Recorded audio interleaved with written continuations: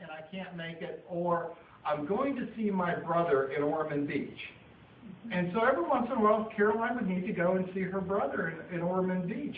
And then one time out of the blue, she says, "Can I be completely honest with you?" And I said, "Well, yeah, honesty is a good thing. Yeah, let's try that." And she says, "My brother died." And I thought, "Oh my God, I'm sorry, Caroline, what happened?" She goes, "Oh, well, he died 7 years ago." She said, "I just didn't want to tell you that because I didn't know how to tell you. I was too tired to go to dinner." So Caroline was too vain to just say, "Hey, I'm tired." She wanted to be running full tilt at all times and not be seen in any capacity as being less than 100% able. When we would go out to dinner, she would be very concerned if anybody were to see her not as spry and full of vitality as she perceived that everybody should be and had that expectation of her. She had a very set view of the way people viewed her. When Nadine left, that was a big shock. And selling the shop was an issue, and closing the shop, or what was going to happen. Because remember, when Ed died, Nadine was right there at her side. And so Caroline had somebody to count on. So when Nadine announced that her husband was retiring and that she was going to go ahead and leave and go to North Carolina, that really shook Caroline up. So we had a lot of conversations about what it meant being in business and how important the shop was to Caroline and how she didn't care anything about anything other than being in that shop. And so one time I said, "Well, Caroline, here's the thing. You ought to just think of that shop as a hobby." And let me assure you, that was not the right thing to say. Because it was in no way a hobby for Caroline. So Caroline embracing the deal, embracing the transaction and the relationship, decided that, yep, she would sell the shop. But in no way did Caroline ever have any intention of selling the shop. So Caroline would come up with these buyers, or somewhere these buyers would materialize, and they were going to buy her shop. So she would tell me that she was showing them the books, and I would say, "No, Caroline, don't do that. Just let me talk to them. Let me facilitate that. And what kind of a price should I set?" So she had her own mind about. And in reality, all she was really enthralled with was the transaction. It wasn't about selling the shop. And at the same time, there would be people in there that she would be showing the books to. And I would say, "Caroline, you don't do that." And they would think that they were so smart that they would be copying down names of vendors, or they would be looking at sales records, and they would be taking pictures of inventory, and then they would be going to the market, and they would be opening up their own stores, and then they would soon be going out of business. Because they were interested in making money, they really didn't have the passion for the business. So there was no business that could possibly compete with Caroline. And she would even send referrals to other businesses that were theoretically competing with her.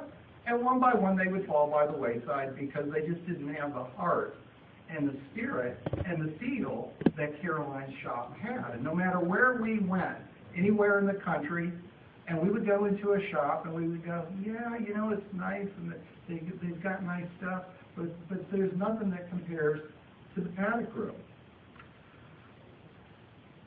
So about that time, she wasn't sure what to do, and we had a conversation, and we said, "Caroline, this happens all the time. No business has employees that stay forever. So all you have to do is find an employee. So run an ad and pay somebody what they're worth. The economy is what it is. Someone will leave a good job to come to work if you pay them a fair price." And so Caroline was fortunate enough to come across Helen Strader.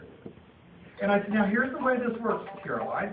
in most businesses, there's about a 20% turnover on an annual basis. So you're going to hire a few people, and you've got to really check their background. They've got to be honest. They've got to, they've got to be ethical. You've got to make sure they're not stealing it from you. And I'm thinking Caroline's getting older. She's vulnerable, and somebody could come in and ingratiate themselves to her and take advantage of her.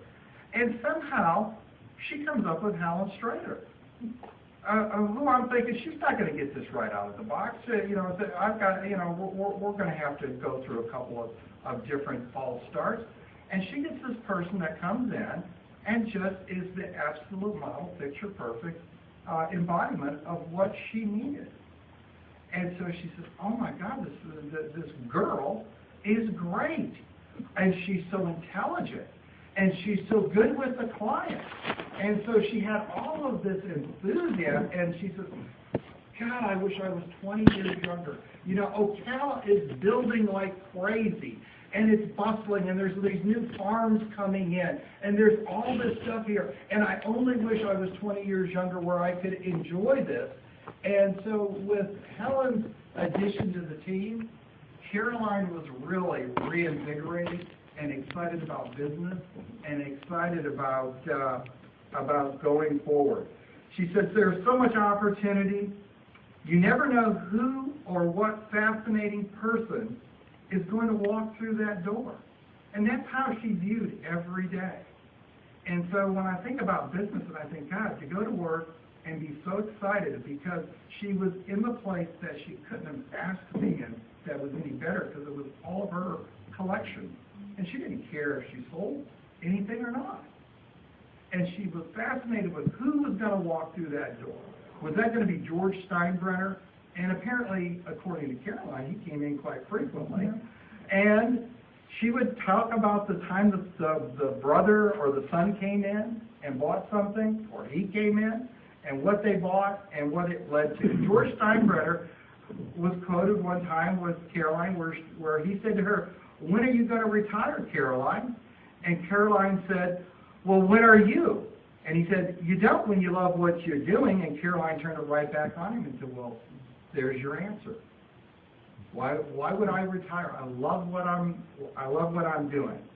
She believed in herself, and she loved the relationship with the client, and she loved the transaction of dealing with people, and she looked forward to it every day. And she said, oh, if only I could just stay right here. I just love the fact that interesting people are coming in to see me all the time, and this business is changing every day.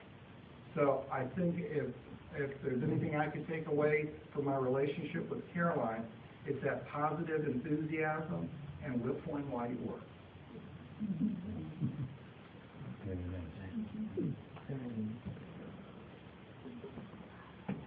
Thank you very much, Al, for that great perspective. I know there's several in this room that probably didn't see that aspect of